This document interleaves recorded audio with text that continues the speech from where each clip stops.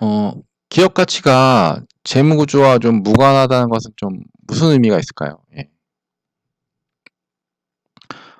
그렇다는 말은 기업의 계속 기업을 가정하고 아까 다 말씀드린 것처럼 단순하게 영업이익이 영업 현금 흐름의 형태라면 자본 비용이 어떤 자본 구조에서도 동일하다는 의미가 되겠죠. 그래서 수익률로 뭐 식을 전개하면 전에 보신 자본 비용의 식이 이렇게 나올 텐데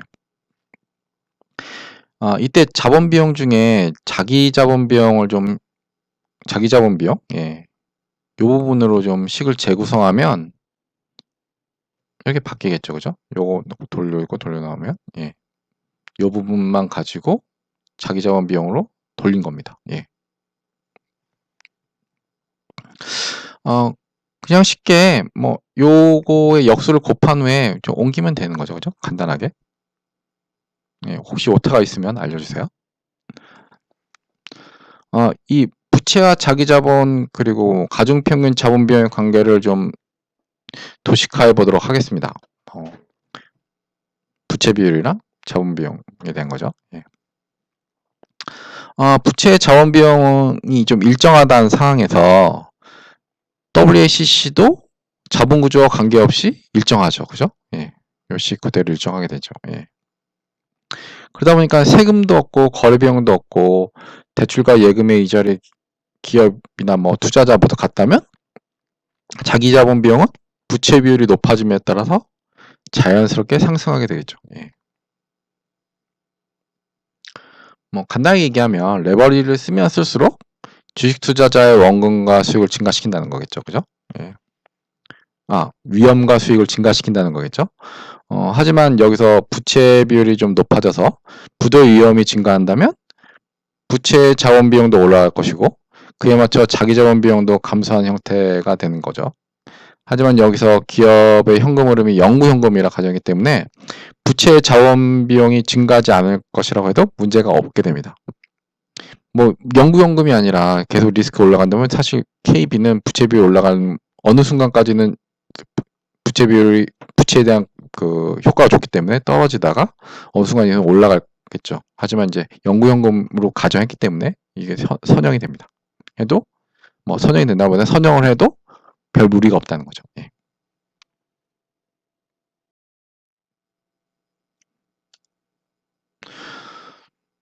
앞에서는 세금이 없다는 전제에 얘기를 했죠. 하지만 세금이 없을 수 없겠죠. 수익이 있으면. 예. 그리고 딱 원래 독일의 철혈제상, 예, 다들 아시다시피 비스마르크죠. 예, 이분이 이런 말을 했다는 기록은 없는데 사실 이분이 하지 않았는데 이분이 했을 거라고 다들 추정을 해서 그런지 모르겠는데 예, 이분이 말을 했다고 얘기를 다들 전하는 유명한 말이 있습니다. 뭐 군대 가라, 그리고 세금 내라, 그리고 닥쳐라, 뭐 이런 얘기가 있는데 뭐 세금 꼭 내란 얘기죠. 예, 그리고 군대 가서 나라 지키고 그리고 정치에 대해서 좀 조용히 있어라. 시끄럽다. 뭐 내가 하고 싶은 내 말 나를 따르라. 뭐 그런 얘기일 텐데 중요한 건 이제 세금 내라는 얘기인 거죠. 예, 국내 부담 의무를 다해라. 여하간에 그럴 정도로 좀 세금 없는 곳은 없고 그래서 얼마 지나지 않아서 기업에 법인세만 있는 세상을 그려서 정리를 또 했습니다. 예, 기업의 가치다 보니까 법인세만 고려를 했고요. 뭐 앞서 말씀드린 것 후에 개인 소득세까지 다 고려를 하는 이론까지 나오긴 하는데 법인세만 있을 때라는 거 한번 생각해 보시기 바랍니다. 예. 그 앞서서 얘기한 것처럼 부채가 고정적인 이자 비용을 발생시키고 세금을 계산할 때 텍스를 들어 그러니까 이제 감세 효과가 있다는 얘기를 기억을 다 하실 거라 생각됩니다. 텍스에 대해서는 이거는 이제 기업이 발생시킨 영업이익을 채권자가 먼저 가져가고 그 다음에 국가 그리고 주주순으로 나눠 가지는 구조라서 기업 가치는 법인세 절감액만큼 더 높아지게 되겠죠. 그래서 또 뭐 BS 상의 자기 자본과 부채 합이 될 텐데요. 이를 무부채 기업의 가치로 재정리하면 요걸로 다시 요 무부채 기업의 요 식으로 재정리하면 네, 이렇게 다시 바뀌겠죠, 그죠? 예. 그런데 이 식에서 요 앞에 요 식에서 각각의 자본 비용을 곱해도 같은 값이 나올 겁니다. 왜냐하면 기회비용이기 때문에 그에 맞춰서 자기 자본 비용으로 다시 환산된 거 아니겠습니까? 예, 그걸 나눈 거기 때문에 그러니까 스테이크홀더들에게 현금 흐름이죠. 각각에 대해서 여기 요 가치들은 얘랑 얘의 몫이고 여기에서 각각의 가중평균 자본 비용으로 얘를 곱해주면 각각의 요거에 곱해주고 요거에 곱해주는 값이랑 값이 다 동일하게 된다는 거죠. 예. 이를 정리하면 이렇게 바뀔 겁니다. 예. 자기 자본에 대한 자기 자본 비용, 부채에 대한 부채 비용, 요게 비용을 합치면 어떻게 되죠? 비율에 대한 각각의 수익성 합인 거죠. 예. 그래서 요걸 가지고 요 식을 다시 여기에 비율을 다시 넣어주면 요 식으로 다시 바뀔 거고요. 예. 여기에 뭐 양변을 자기 자본으로 좀 나눠준 후에 자기 자본이요. 예. 나눠준 후에 그럼 자기 자본 비용에 대한 걸로 좀 다시 재정리를 하면 예, 이런 식이 좀 앞에 식에 비해서 조금 더 복잡해지긴 했는데 이렇게 나오겠죠. 예. 요 부분 넘어가고 요거 S로 다 나눠줬으니까요. 예.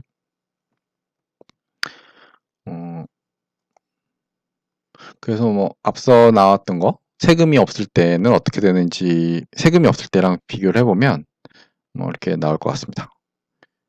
요거 하나 더 들어가는 거죠. 세금이 없을 때는 요거 빠지고 예. 감세 효과 부분이 돼서 부채 절세 비용만 추가되면 뭐 자기 자본 비용은 똑같아진다 그렇게 볼 수 있습니다. 그래서 자본 비용은 부채를 쓰면 쓸수록 감소하죠. 예. 자기 자본 비용이 감소하게 됩니다. 부채를 쓰면 쓸수록.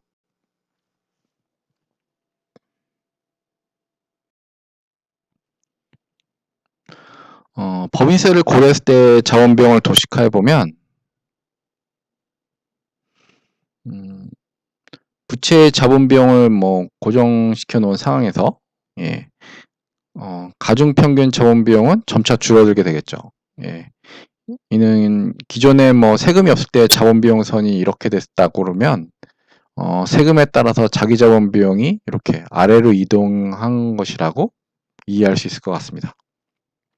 비율에 따른 분야가 좀 곱해지면 이렇게 약간 꺾은 선형이 된다는 얘기인 거죠. 예.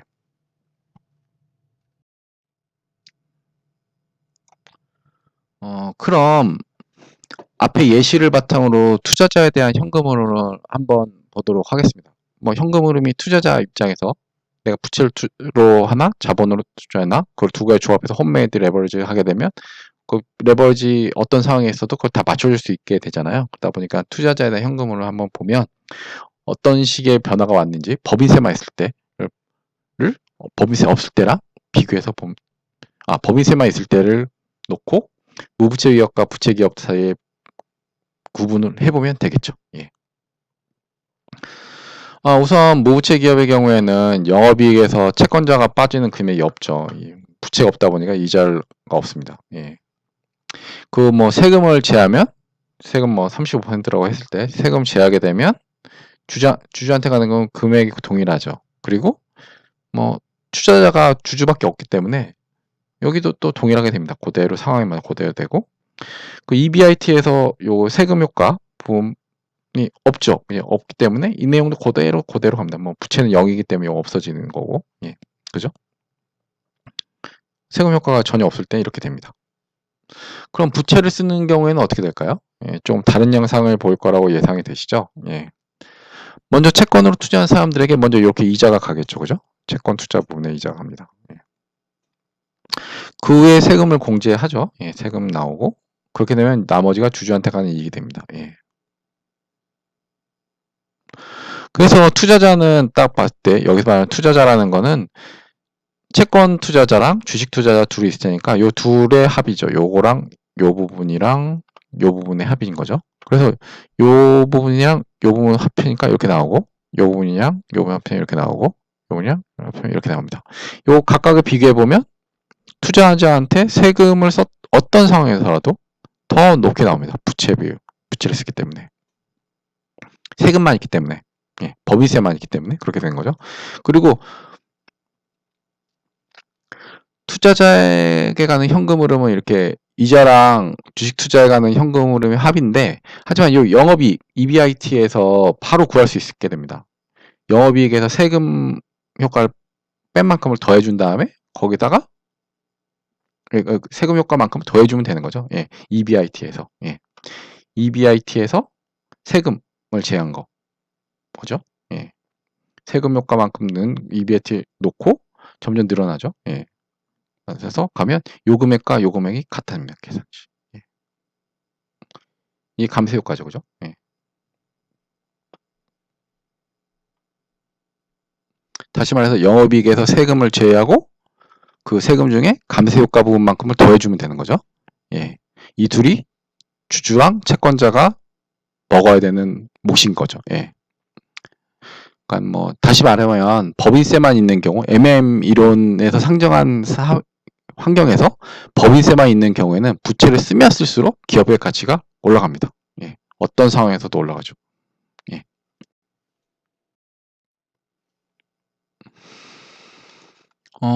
법인세 유무만을 가지고 자본 비용에 대한 뭐 비교를 좀 그립 도식화해서 좀 해보도록 하겠습니다. 우선 부채 비용을 보면 법인세가 없는 경우에 비해서 법인세가 있는 경우에는 세금 효과만큼 세금 효과만큼 자원 비용이 내려가게 되죠. 실질적으로. 예. 그리고 가중평균 자원 비용도 법인세가 없는 경우에는 이렇게 일정하게 변화가 없게 되지만 법인세가 있는 경우에는 점차게 내려가는 거죠. 예. 이에 맞춰서 자기 자본 비용도 역시 앞에서 본 바와 같이 위에 요 선에서 이렇게 내려가게 되는 거죠. 이런 차이가 있다라는 걸 생각해 보시면 될 것 같습니다.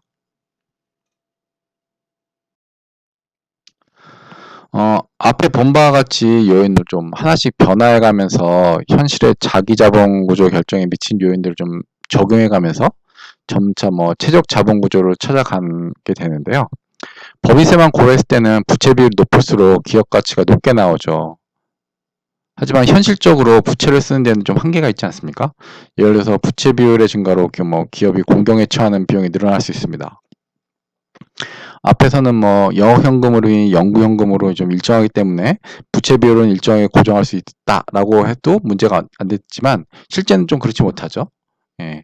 그래서 그에 따라서 생기는 재무적 공경 비용, Financial Distress Cost라는 게 있는데 결국 부채 비율 증가에 따라서 부채 자원 비용이 점차 증가하게 될 것이고요. 그리고 이게 커지면 파산으로 갈 수 있고 파산 비용인 뱅커스 코스트가 발생하게 되는 거죠. 이를 도식해 본다면 부채의 증가에 따라서 기업 가치의 증가분이 어느 순간 꺾이는 거죠. 계속 올라가다가. 예.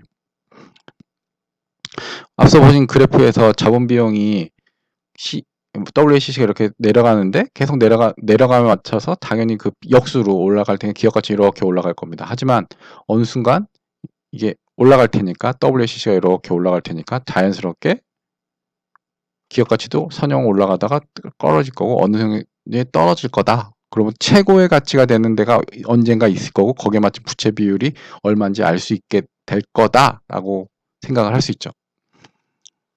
그리고 또 세금은 법인세만 있는 건 아니죠. 예. 소득이 있는 곳 항상 세금이 있고 개인 소득세도 좀 고려를 해야 되고요. 다시 말해서 채권과 주식의 투자자들도 세금을 고려해야 된다는 얘기죠.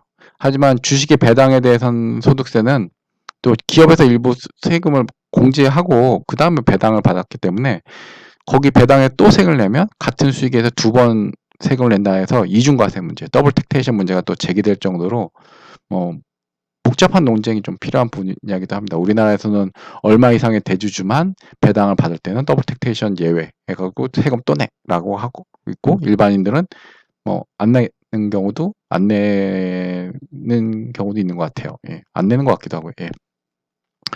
그 외에도 재무구조 결정을 위해서는 앞서 말씀드린 것처럼 영업이익의 변동성 항상 일정하지 않죠. 그죠? 그거 해야 되고 또 보유자산 중에도 어떤 자산 같은 경우는 기업이 청산하게 된다면 바로 현금화될 수 있는 설비들도 있습니다. 예. 하지만 어떤 자산 같은 경우는 특히 무형자산 같은 경우에는 브랜드 상품권 같은 경우는 거의 제로라고 볼 수 있죠. 그런 거. 예. 청산시 받지 못한 것도 있습니다. 그리고 기업이 갖고 있는 재무적인 여력, 그러니까 금융자산이라든지 전 세계에서 현금 자산이 제일 많은 기업 어디냐? 애플이라고 항상 얘기 나오잖아요. 그런 거라든지.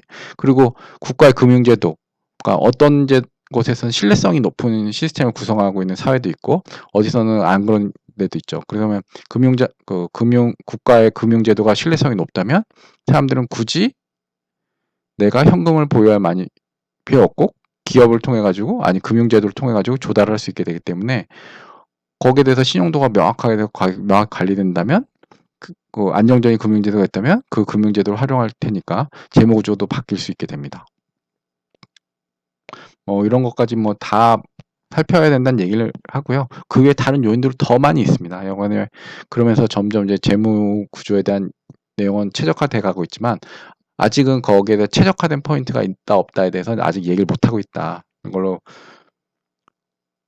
이걸로 마치도록 하겠습니다. 뭐 부족한 내용이 좀 많이 있었지만 예, 양해 말씀드리고요. 그러면은 다음에 뵙도록 하겠습니다. 고맙습니다.